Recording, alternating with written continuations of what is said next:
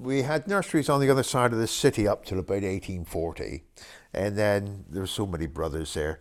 One came over this side of the river, started South Devon Nurseries, which is over by Haven Road, where the Oast Houses is. All that area down there was a nursery.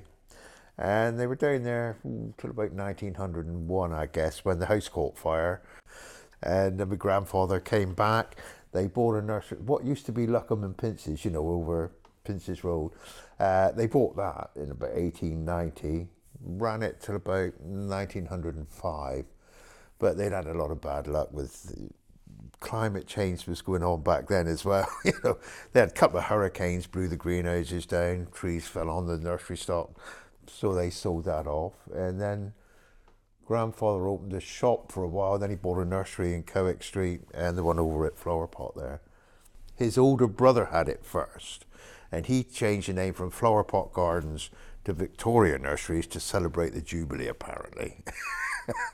Grandfather's brother Reg sold it to my granddad, and then it's been in the family, well, until 2003.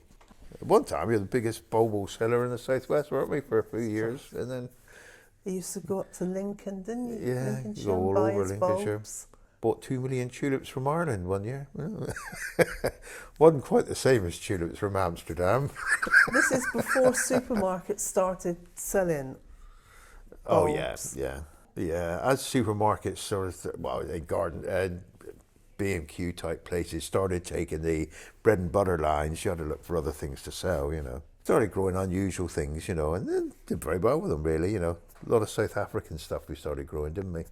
Australian. More tender stuff, We had a little plum orchard down there. We used to pick about a ton a year down there, that was all. Tiverton was the main market for selling plums. I don't know why, but you get up there and as soon as you got there, there were people queuing up to buy them, Just couldn't believe it, you go up there. Because the plums used to be a shilling for a basket of £12, and you charge them sixpence for the little basket, And they used to love the baskets because the kids used to take them to school, the girls especially, take them to school to bring home their little cakes and things in, Up to about 1980, I suppose it was very good trade, Because after the war, everybody wanted to do their gardens. They wanted to grow flowers and plants again, And people used to grow food to help out the family budget, used to sell a lot of vegetable plants, didn't we? And that went on until the 70s, and then people started growing more flower things, because a lot more affluent about. And we did very well, didn't we? And then a chap called Wetman, he popped in. He grew a lot of pinks, and these had almost died out. And the ones that we had were all stunted. They weren't very good. You'd think, well, why did people ever grow them, But he took them away and sent them off to the Nuclear Stock Association, where they do all this sort of stem culture and whatever. And to get them all cleaned up, and came back virus-free, and they were amazing.